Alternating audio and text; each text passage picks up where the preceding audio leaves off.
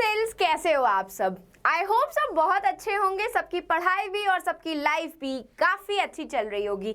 मैं हूँ आपकी अपनी Khushboo ma'am, biology master teacher at Vedantu. तो आज मैं आपके competency based questions, that is the assertion and reason question, आपको सॉल्व किस तरीके से करने हैं ये एक्सप्लेन करने वाली हूँ। ऐसे ही कुछ हम 10 important assertion and reason question solve करने वाले हैं आपके chapter fundamental unit of life से, जो आपने रिसेंटली में अभी कंप्लीट किया है। चलो तो let's begin our session without wasting our time. तो देखो भाई, एजर्शन एंड रीजन क्वेश्चन ना आपको कुछ इस तरीके के ऑप्शंस के साथ दिखेंगे, जिसमें पहला ऑप्शन दिया होगा कि आपका एजर्शन और क्वेश्चन दोनों ही ट्रू होंगे और रीजन जो होगा उसका करेक्ट एक्सप्लेनेशन होगा। दूसरा ऑप्शन आपको दिया होगा कि एजर्शन और रीजन करेक्ट तो हैं, ट्रू भी हैं, लेकिन रीजन जो है वो करेक्ट एक्सप्लेनेशन नहीं है आपके एजर्शन का। और एक में दिया होगा एजर्शन ट्रू है ना, लेकिन रीजन फॉल्स है। एक में दिया होगा एजर्शन फॉल्स है और रीजन ट्रू है। अब बात ये आती है कि एजर्शन एंड रीजन क्वेश्चंस होते क्या हैं। तो देखो भाई, एजर्शन और रीजन क्वेश्चंस ना आपके कंसेप्ट की अंडरस्टैंडिंग को चेक करते हैं। हमें ना बस इनको क्वेश्चन एंड आंसर के फॉर्मेट में बस पढ़ना है, ठीक है। तो अभी मैं बताती हूँ आपको किस ट्रिक के साथ आपको ये एजर्शन एंड रीजन के क्वेश्चन सॉल्व करने हैं। उस ट्रिक को बस दिमाग में रखना आपके, भाई ये चुटकी बजाते हुए सॉल्व हो जाएंगे ये सारे क्वेश्चन। चलो तो let's begin with the very first question. उसमें एजर्शन जो है आपको क्या कंसिडर करना है, you have to consider assertion as a question, ठीक है। चलो क्वेश्चन रीड करते हैं कि जो सेल होता है it will swell up when present in hypotonic solution. अब हमें पता है कि हाइपोटोनिक सॉल्यूशन में सेल जो होता है स्वेल हो जाता है, क्योंकि सेल के बाहर के सराउंडिंग के मीडियम में पानी का कंटेंट ज़्यादा होता है, सेल के अंदर पानी का कंटेंट कम होता है। तो पानी बाहर से अंदर आता है, जिसकी वजह से सेल क्या हो जाता है, स्वेल हो जाता है, फूल जाता है। तो ये क्या है, ये स्टेटमेंट हमारा ट्रू है, मतलब ये क्वेश्चन हमारा ट्रू है, ठीक है। अब क्वेश्चन रीड करने के बाद रीजन पढ़ने से पहले लगा देना बिकॉज। क्या लगा देना, बिकॉज। और बिकॉज लगाने के बाद अगर आपको आंसर मिल रहा है, बिकॉज लगाने के बाद अगर आपको आंसर मिल रहा है, दैट मीन रीजन ट्रू भी है और करेक्ट एक्सप्लेनेशन भी है, ठीक है। रीजन ट्रू भी है और करेक्ट एक्सप्लेनेशन है। क्यों? क्योंकि अगर करेक्ट एक्सप्लेनेशन होगा मतलब वो सही भी है, अगर करेक्ट एक्सप्लेनेशन नहीं होगा तो माइट भी वो ट्रू हो सकता है, ठीक है। और अगर दोनों ही नहीं होगा तो फॉल्स हो जाएगा, सिंपल। तो क्या है, a cell swell up in a solution, that is the hypotonic solution, because more water molecules enter the cell than they leave। तो मैंने अभी आपको बताया कि सेल जो है, सेल के बाहर सराउंडिंग मीडियम में, या आपका जो सराउंडिंग मीडियम हो गया, यहाँ पे H2O की क्वांटिटी क्या होती है, H2O का अमाउंट ज़्यादा होता है, जिसकी वजह से और सेल के अंदर H2O का अमाउंट कम होता है, तो पानी जो होता है अंदर मूव करने लगता है, हाई से लो में मूव करने लगता है। तो भाई ये स्टेटमेंट भी ट्रू हो गया और क्या हो गया, ये हमारा करेक्ट एक्सप्लेनेशन भी हो गया, मतलब ये ट्रू भी हो गया और हमारे क्वेश्चन को, हमारा जो ऊपर वाला क्वेश्चन है इसको प्रूफ भी कर रहा है। तो इस तरीके से आपको एजर्शन एंड रीजन के क्वेश्चन सॉल्व करने होते हैं। तो यहाँ पे आंसर क्या होगा आपका, both assertion and reason is true and correct explanation of assertion also, ठीक है। आपके एक्सप्लेनेशन के लिए मैंने यहाँ पे आंसर भी ऐड कर दिया है, ठीक है। अब नेक्स्ट क्वेश्चन देखते हैं। एजर्शन को हमें क्या कंसिडर करना है, क्वेश्चन, ठीक है। तो endoplasmic reticulum which lack ribosomes called smooth endoplasmic reticulum, तो ये तो ट्रू है। हमने पढ़ा है एंडोप्लाज्मिक रेटिकुलम में कि ऐसे एंडोप्लाज्मिक रेटिकुलम जिनके ऊपर राइबोसोम्स की प्रेजेंस नहीं होती उनको हम स्मूथ एंडोप्लाज्मिक रेटिकुलम बोलते हैं, है ना। तो ये हमारा ट्रू हो गया स्टेटमेंट। अब हमें रीजन पढ़ने से पहले क्या करना है, बिकॉज लगाना है ना, बिकॉज लगाना है। Because smooth endoplasmic reticulum is mainly involve in protein synthesis. भाई ये तो फॉल्स हो गया, क्यों? क्योंकि हमने पढ़ा है स्मूथ एंडोप्लाज्मिक रेटिकुलम किसकी सिंथेसिस करता है, लिपिड की सिंथेसिस करता है, प्रोटीन की सिंथेसिस तो भाई रफ एंडोप्लाज्मिक रेटिकुलम करता है, क्योंकि उसके ऊपर राइबोसोम्स की प्रेजेंस होती है। तो ये हमारा रीजन क्या हो गया, फॉल्स हो गया। तो यहाँ पे हमारा कौन सा स्टेटमेंट, क्या स्टेटमेंट बनेगा, तो assertion is true but the reason is false, simple है ना। चलो नेक्स्ट क्वेश्चन। अब एजर्शन को अगेन हमें क्या कंसिडर करना है, we have to consider assertion as a question, ठीक है। माइटोकॉन्ड्रिया और chloroplast are known as semi autonomous cell organelle. तो मैंने आपको बताया था कि माइटोकॉन्ड्रिया और क्लोरोप्लास्ट को सेमी ऑटोनॉमस सेल ऑर्गेनेल इसीलिए बोलते हैं because they contain their own DNA and ribosomes. तो डीएनए और राइबोसोम्स खुद के प्रेजेंट होने की वजह से ये अपने खुद के प्रोटीन्स थोड़े बहुत, सारे नहीं, थोड़े बहुत अपने खुद के प्रोटीन्स खुद से सिंथेसाइज कर सकता है, ठीक है। तो ये तो हमारा स्टेटमेंट ट्रू हो गया, ये स्टेटमेंट ट्रू हो गया। अब हमें रीजन पढ़ने से पहले क्या करना है, we have to add because they are formed by the division of pre-existing organelles and contain DNA but lack protein synthesizing machinery। भाई ऐसा कब हुआ, अभी तो मैंने बताया राइबोसोम्स होते हैं वो प्रोटीन की सिंथेसिस खुद कर सकते हैं। लैक का मतलब उनके पास प्रोटीन सिंथेसाइजिंग मशीनरी होती ही नहीं है, एब्सेंट होती है। तो ये तो स्टेटमेंट ही फॉल्स हो गया, हुआ कि नहीं, ये तो स्टेटमेंट ही फॉल्स हो गया। तो अगेन यहाँ पे क्या हो जाएगा, एजर्शन जो हो जाएगा it's true but the reason is false. Assertion क्या हो गया, ट्रू हो गया but the reason is false. Simple है ना, बस ये करना है आपको, ठीक है। चलो नेक्स्ट पे आते हैं हम, एजर्शन। अगेन एजर्शन को क्या मानना है हमें, एज अ सिंपल क्वेश्चन। तो plasma membrane is known as selectively permeable. हाँ जी, ये हमने पढ़ा ही है प्लाज्मा मेम्ब्रेन में कि प्लाज्मा मेम्ब्रेन जो होती है वो सिलेक्टिवली परमिएबल होती है।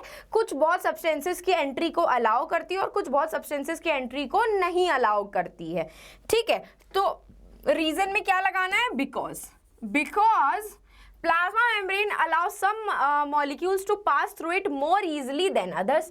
हाँ तो भाई ये तो रीजन ट्रू हुआ आपका, कि वही तो मैंने अभी बोला कि प्लाज्मा मेम्ब्रेन को हम सेमी परमिएबल इसीलिए बोलते हैं क्योंकि ये सम ऑफ द मॉलिक्यूल्स को एंट्री की परमिशन दे देती है जबकि बाकियों को एंट्री की परमिशन नहीं देती है। तो ये क्या हो गया, ये भी स्टेटमेंट हमारा ट्रू हो गया, ये भी स्टेटमेंट हमारा ट्रू हो गया, और ये क्या हो गया, करेक्ट एक्सप्लेनेशन भी होगा, क्योंकि यही तो मैंने आपको बताया अभी कि उसको सेमी परमिएबल इसीलिए बोलते हैं क्योंकि वो सब मॉलिक्यूल्स को अपने अंदर एंट्री देती है और अदर मॉलिक्यूल्स को एंट्री नहीं देती है। तो क्या हो गया, ये एजर्शन भी ट्रू हो गया, रीजन भी ट्रू हो गया और हमारा करेक्ट एक्सप्लेनेशन भी हो गया, ठीक है। इजी था। नेक्स्ट आते हैं क्वेश्चन नंबर 5। अगेन हमें क्या करना है, एजर्शन को एज अ क्वेश्चन कंसिडर करना है।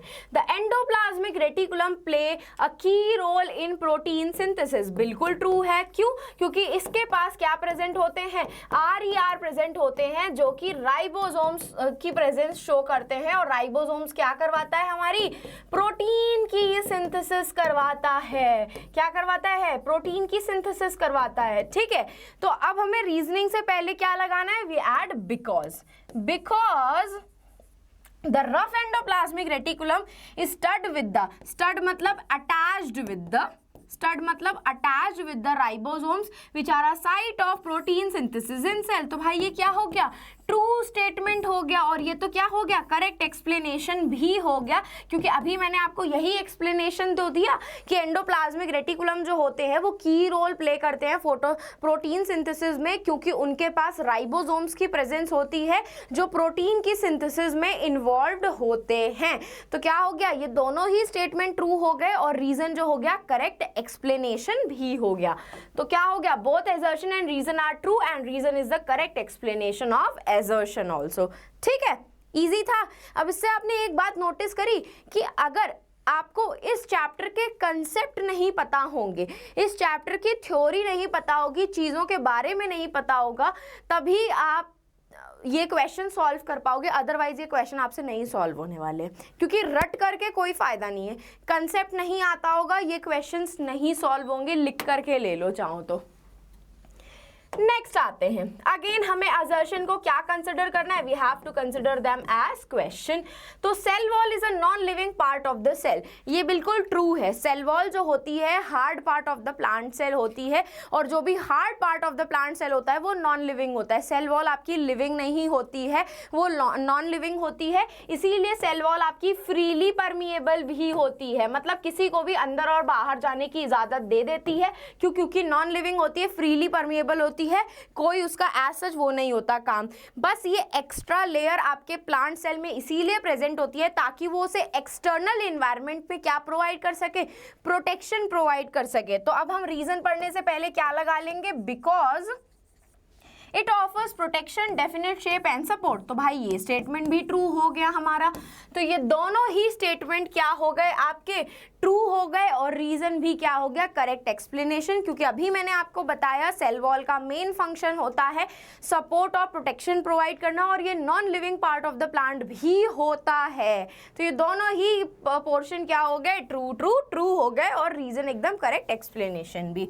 ठीक है, अगेन एजर्शन को एज अ क्वेश्चन कंसिडर करो। चलो, A cell membrane shows fluid behavior, shows fluid behavior का मतलब ये होता है कि आपकी सेमी लिक्विड फॉर्म में होती है, मतलब हल्की सी फ्लूइड होती है आपकी, by layer of lipid and protein से बनी हुई होती है, और ये आपकी हल्की सी फ्लूइड नेचर शो करती है। फ्लूइड नेचर मतलब बहने वाला नेचर, कंप्लीटली लिक्विड जैसे नहीं होती, लेकिन हल्की फुल्की सी, जैसे जेली होती है, जेली हल्की सी ऐसे पिचकी पिचकी सी होती है और फ्लूइड नेचर शो करती है, वैसी होती है आपकी सेल मेम्ब्रेन। तो ये आपका जो है ये स्टेटमेंट ट्रू है आपका। ठीक है, तो इसका रीजन देखते हैं, because a membrane is a Mosaic of lipid and protein. बिल्कुल करेक्ट, यहाँ पे आपका एक मॉडल पढ़ा जाता है, that is the fluid Mosaic model. इसके बारे में आप लोगों ने सुना नहीं होगा, है ना, इसके बारे में आप लोगों ने सुना नहीं होगा, लेकिन ये इंपॉर्टेंट है, that is the fluid Mosaic model. इसके बेसिस पे हमें ये पता चलता है कि हमारी जो सेल की प्लाज्मा मेम्ब्रेन होती है वो हल्की सी फ्लूइड होती है, फ्लूइड इन नेचर होती है, क्योंकि उसमें प्रोटीन्स और लिपिड्स की प्रेजेंस होती है। इसी रीजन की वजह से आपके कुछ बहुत मॉलिक्यूल सेल के अंदर एंटर कर पाते हैं और कुछ बहुत मॉलिक्यूल सेल के बाहर जा पाते हैं। तो ये स्टेटमेंट भी क्या हो गया आपका, ट्रू हो गया, और ये आपका करेक्ट एक्सप्लेनेशन भी हो गया। क्या हो गया, ये आपका करेक्ट एक्सप्लेनेशन भी हो गया। तो इसका आंसर क्या होगा, both assertion and reason are true and reason is the correct explanation of assertion। Next question. ठीक है, अब अगेन हमें assertion को क्या कंसिडर करना है, assertion as a question consider करना है। क्या कंसिडर करना है, क्वेश्चन। ठीक है, lysosomes contains enzyme for intracellular digestion. Intracellular digestion का मतलब आपके सेल के अंदर जो भी फूड मटेरियल होगा या फिर वेस्ट मटेरियल होता है उसको डाइजेस्ट करने का काम आपके लाइजोसोम्स करते हैं। क्यों, क्योंकि उनके अंदर एंजाइम्स प्रेजेंट होते हैं जो खाने को या फिर वेस्ट मटेरियल को डाइजेस्ट कराने में हेल्प करते हैं। तो अब हमें क्या लगाना है रीजन के आगे, because Lysosomes are membrane-bound organelles that contain hydrolytic enzymes capable of break down various biomolecules। तो ये बिल्कुल ट्रू हो गया। इस स्टेटमेंट का मतलब ये है कि आपका लाइजोसोम्स एक मेम्ब्रेन बाउंड सेल ऑर्गेनेल है, इसके पास मेम्ब्रेन प्रेजेंट होती है जिसके अंदर आपके एंजाइम्स प्रेजेंट होते हैं जो आपके बॉडी के अंदर के जो मॉलिक्यूल्स होते हैं, अब उनको बायोमॉलिक्यूल्स इसीलिए बोला गया है क्योंकि हमारे बॉडी के अंदर प्रेजेंट है। तो बॉडी से रिलेटेड मतलब बायोलॉजी, तो इसीलिए बायोमॉलिक्यूल्स बोल दिया गया है कि मॉलिक्यूल केमिस्ट्री का पार्ट है और बायो हमारी बॉडी का पार्ट। तो बायोमॉलिक्यूल्स, तो इन बायोमॉलिक्यूल्स को ब्रेक डाउन करने का काम करते हैं, इसीलिए ये स्टेटमेंट ट्रू हो गया। और ये दोनों ही स्टेटमेंट ट्रू हो गए और साथ साथ में क्या हो गए, करेक्ट एक्सप्लेनेशन भी हो गए। क्यों हो गए, क्योंकि भाई लाइसोसोम्स के अंदर हाइड्रोलिटिक एंजाइम्स प्रेजेंट होते हैं जो बायोमॉलिक्यूल्स के ब्रेक डाउन में हेल्प करते हैं। सिंपल, ठीक है। नेक्स्ट आते हैं भाई माइटोकॉन्ड्रिया। अगेन इसको हमें क्या कंसिडर करना है, we have to consider as a question. Mitochondria are called the power house of the cell. बिल्कुल ट्रू है ये स्टेटमेंट, हमने पढ़ा है अपनी एनसीईआरटी के बुक में।